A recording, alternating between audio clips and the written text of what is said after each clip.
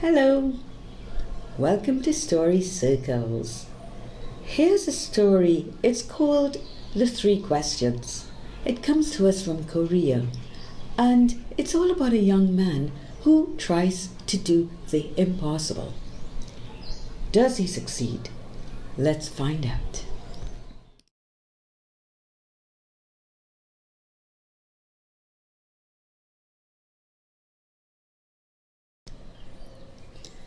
Long ago there were 3 boys whose mother had passed to the great beyond.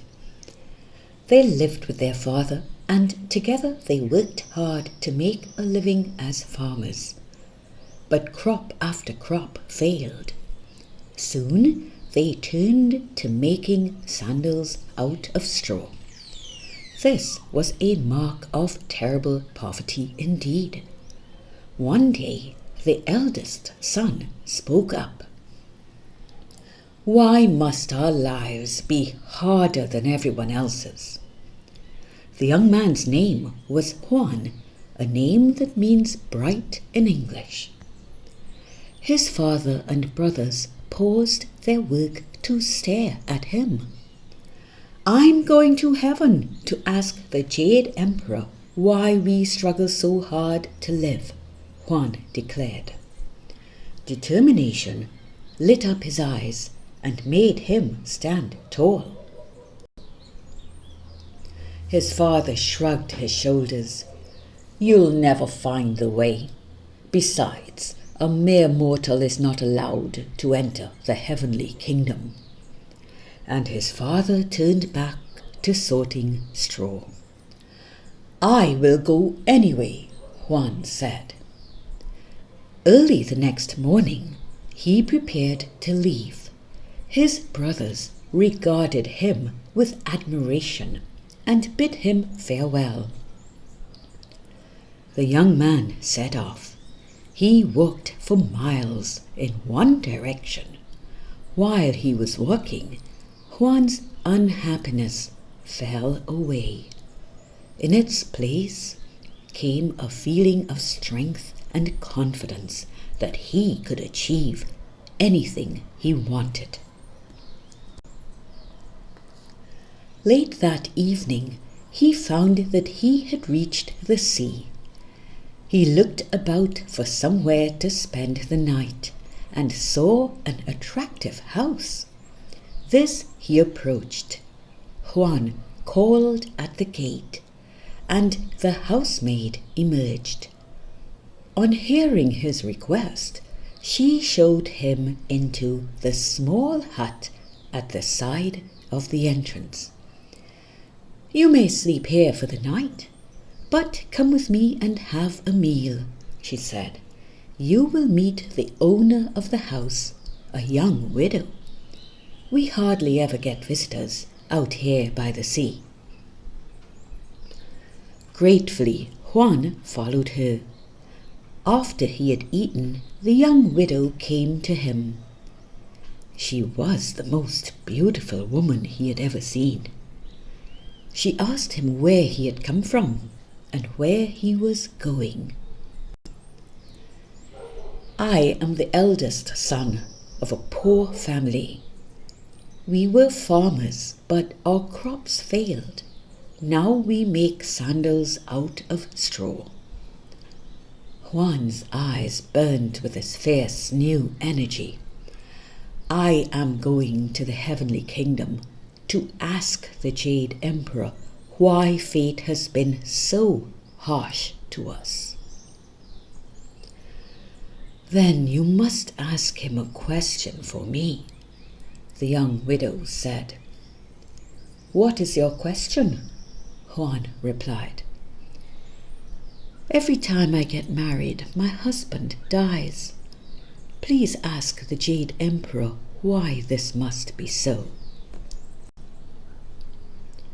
Struck by her sadness, Juan said, "I promise I will ask, and I will come back to you with the answer."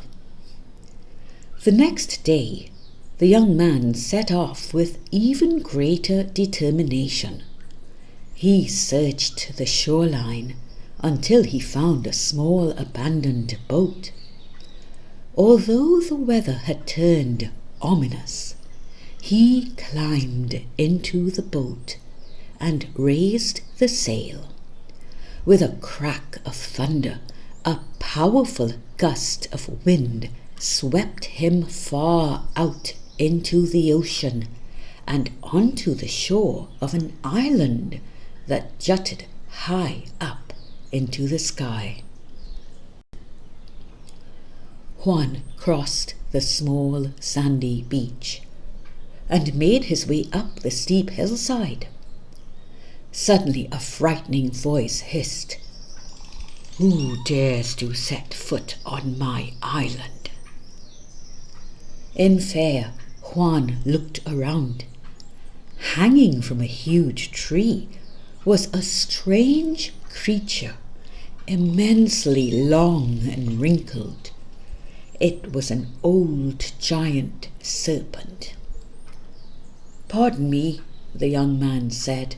"I am in search of the heavenly kingdom. I have a question for the Jade Emperor." "Ah, then I can help you," said the serpent. "But you must also ask him a question for me. I am very old, and my time for transformation into a dragon has long passed. Ask the Jade Emperor why I have not been able to ascend to heaven as a dragon." Juan nodded. "I shall ask him." The serpent breathed in deeply, then exhaled. A dense white mist rose from his great mouth and spread like a cloud into the air. As the sun struck the mist, a magnificent rainbow appeared. Its arc began at Juan's feet, and it extended upward as far as the eye could see. "Go now," said the serpent. "Ride the rainbow ridge." The mist transported the young man to the heavenly kingdom, into the throne room of the emperor's palace, where he stood before the blinding presence of the Jade Emperor. Juan bowed deeply.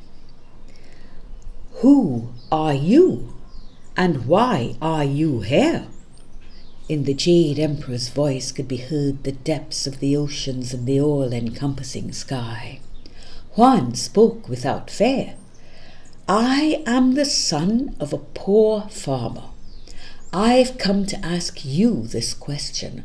Why is my family's lot in life so harsh? We worked so hard, yet we failed at farming, and now we eke out a living making sandals of straw." "This has been your destiny," the Jade Emperor replied. "If you'd had comfortable lives, you would all have died early." "But why?" asked the youth. "I cannot answer your question. Such has been your fate." "Well then," said Juan, "I do have 2 more questions. First, tell me please why the young woman who lives by the sea must always be a widow. Why do her husbands die?" "She must marry a man who possesses a magic crystal," said the Jade Emperor. "Any other man who marries her will die." "And the old serpent who lives on the island mountain?